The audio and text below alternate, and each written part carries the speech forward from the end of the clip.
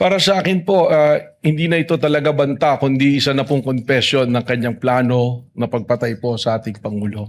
Sapagkat makikita naman natin na sinabi niya na meron akong kinausap at pumayag ang kumausap para patayin ang presidente. Objection, Your Honor. The witness already is providing conclusions of law, Your Honor. May we ask that it be stricken off the record? Your Honor, may I respond to that? Counsel for the prosecutor may rather the lead prosecutor may respond. Your Honor, the witness is testifying as to what transpired during the investigation of Special Task Force. He's testifying on the observation, appreciation, and findings of the Special Task Force.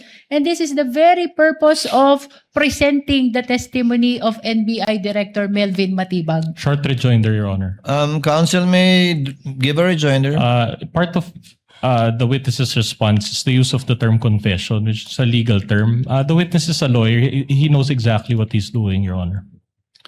Nevertheless, Your Honor, that is the testimony of the witness, and that should be considered by the impeachment court. The presiding officer shall rule, let it stay in the record as part of the narration of the witness, but not as to for the senator judges not to consider it as a conclusion of law, notwithstanding that the witness is the director of the NBI and there is a lawyer and a former dean, that is still not to be used by any of the senator judges as a conclusion of law as to the fact in issue in this impeachment court. Witness may answer. Bukod sa Rather, counsel may binanggit proceed. mong confession, ano pa kung mayroon man ang iyong sinuri, kaugnay pa rin ng gravity at seriousness ng banta? May tuturing po natin ito na mabigat at seryoso sapagkat alam niyo po ang NBI meron po kaming mga foreign counterparts na sa investigation din na patuloy namin pong nakakausap at nakakaugnayan.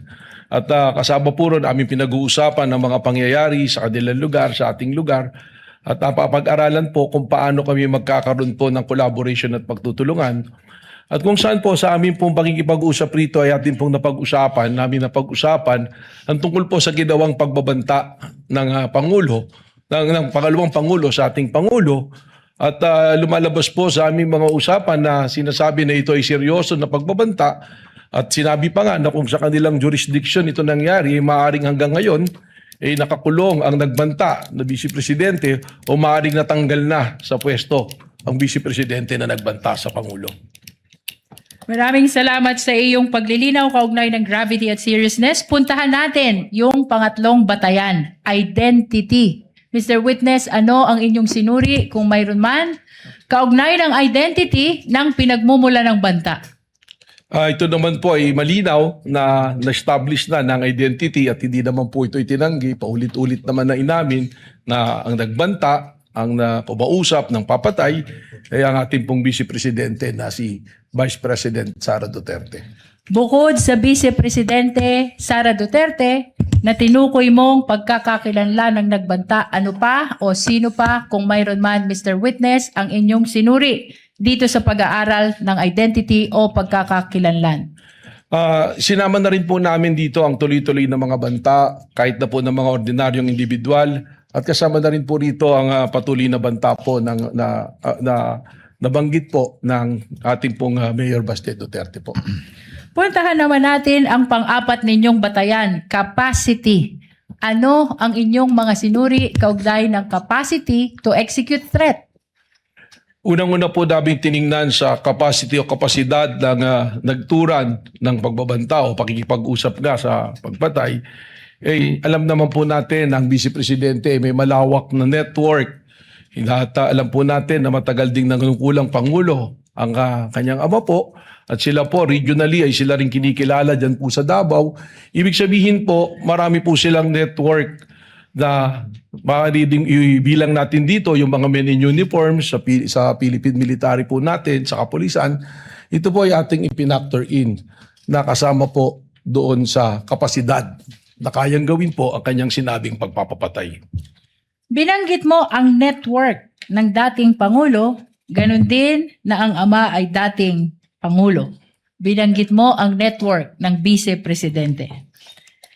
Ano pa ang inyong sinuri kung mayroon man kaugnay pa rin ang capacity ng pinagmumula ng banta? Alam po natin, at kanina nabanggit ko na yung pagiging kasama sa pagtatatag ng Davao Death Squad. At alam naman natin kung ano ang kakayahan ng Death Squad na pumatay ng mga tao through AJK.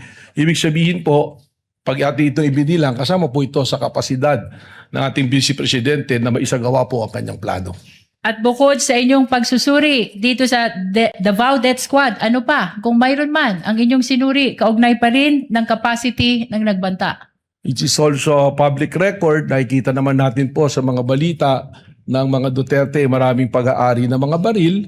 At alam din naman po natin na they are well connected financially para matustusan o may sagawa ang kanya pong plano na pagpatay po sa Pangulong Duterte. Bukod Pangulo sa ng binanggit Pilipinas. mong pag-aaring baril at financial connections, Mr. Witness, ano pa kung mayroon pa ang iyong sinuri kaugnay pa rin ng capacity ng nagbanta? Karugtong po rito yung Vice Presidential Security Group, yung BPSG na tinatawag natin, na alam natin na sa ngayon ay napakarami pong membro na isang tawag lang ng ating Vice Presidente ay nandiyan para tubugon po sa kanya pong mga instructions.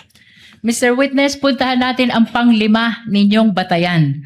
Motive or intention. Ano ang inyong mga sinuri kung mayroon man kaugnay ng motive at intention ng nagbanta?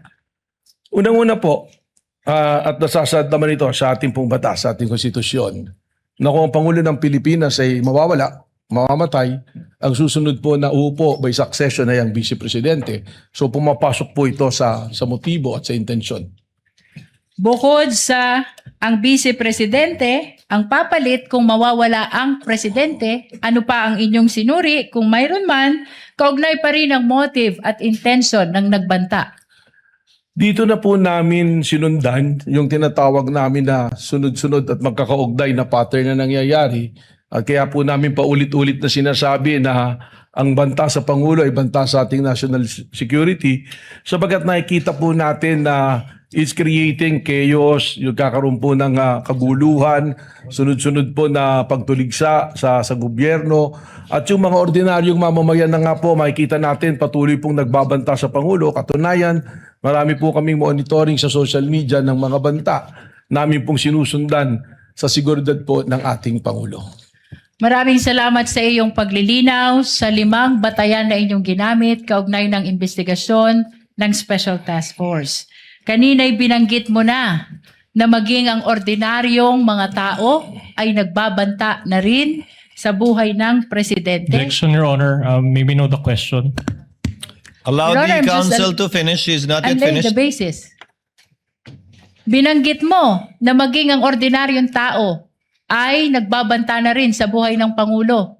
Ano pa ang naging obserbasyon mo na may kinalaman sa naging banta ng Pangulo, ng Vice Presidente sa buhay ng Pangulo? Objection on the use of the word banta, Your Honor. Witness already used that word. Counsel is simply referring to the words used by the witness himself already at this time. Witness may answer. Napansin ko nga po na tumaas ang antas ng kaguluhan sa pamamagitan po. Doon lamang po sa social media, kita-kita natin, meron po mga panahon na nating pong Pangulo ay nasa isang event na live, meron pong mga magko-comment na barilin na yan, meron pong mga video na nakuha ng ating CCD na mayroong nagkakasa ng baril at ang reference din po ay isang bala lang to sa ulo ng presidente.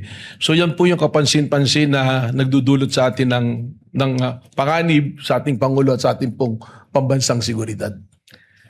Pagkatapos ng mga nabanggit mong obserbasyon sa inyong investigasyon, ano ang inyong ginawa sa Special Task Force kaugnay pa rin ang inyong investigasyon sa banta ng Vice Presidente sa buhay ng Pangulo? Malinaw po ang mandato ng Special Task Force at ang mandato po nito ay patuloy na bantayan ang seguridad po ng ating Pangulo. At hindi lamang po para bantayan ang seguridad ng Pangulo, kundi hanapin at ma-identify kung sino ang kinausap ng Vice Presidente para po patayin ang ating Pangulo. Binanggit mo na bahagi ng inyong ginawa ay hanapin ang taong kinausap ng Pangulo. Ano ang inyong napag-alaman, kung mayroon man, kaugnay ng tao na kinausap ng Vice Presidente upang patayin ang Pangulo, ang First Lady at ang former Speaker? Sa ngayon po, ang aming pong investigasyon at ang task force is a continuing and active investigation of the threat to the President. Meron po tayong mga leads natin pong sinusundan at katunayan, we already have established persons of interest na maaaring makapagturo o tumukoy doon sa taong kinausap ng ating Vice Presidente o maaaring isa rito sa tinatawag nating persons of interest ang siyang talagang nakausap ng Vice Presidente. Mr. Witness, binanggit mo yung persons of interest upang mas maunawaan tayo ng mga kababayang nanonood. Ano ang ibig sabihin mo ng persons of interest? Ang ibig sabihin po nito, itong mga taong ito ay maaaring magbigay linaw o makapagturo sa identity ng taong kinausap o sa pangyayari ng pag-uusap o yun nga po, maaaring sila mismo ang nandoon o sila mismo ang kinausap. Kaya po ito tinatawag na persons of interest. Hindi po nangangahulugan na sila na mismo ang kinausap gaya ng aking pong sinabi. Kaugnay pa rin ang binanggit mo na mayroon ng persons of interest. Mr. Witness, ano ang pagkakakilanlan ng mga persons of interest na tinukoy mo? Respectfully, Mr. Presiding Officer, kinalulungkot ko po pero sa aking pong katatayuan bilang NBI Director, hindi ko po maaaring isiwalat ang pagkakakilanlan o pagkatao ng ating mga persons of interest na ito sapagkat gaya ng aking sinabi, this is a continuing and an open investigation po sa nangyari po na pagkontrata sa pagpatay sa ating Pangulo. Mr. Witness, matagal nang iniintay ng sambayanan kung sino ang taong kinausap ng Vice Presidente. As a matter of fact, maging ang ating iginagalang na mga senator judges ay nagtatanong din kaugnay ng pagkakakilanlan ng taong kinausap ng Presidente. Ano ang dahilan, kung mayroon man? Bakit mo sinasabi, Vice President? Bakit mo sinasabi na hindi ito pwedeng i-disclose o isa publiko itong mga persons of interest na tinukoy mo? Alam po ninyo, maraming kadahilanan. Tayo po ay nasa law enforcement. Kapag ang ganito pong bagay na it's an open and continuing investigation ay ating isisiwalat,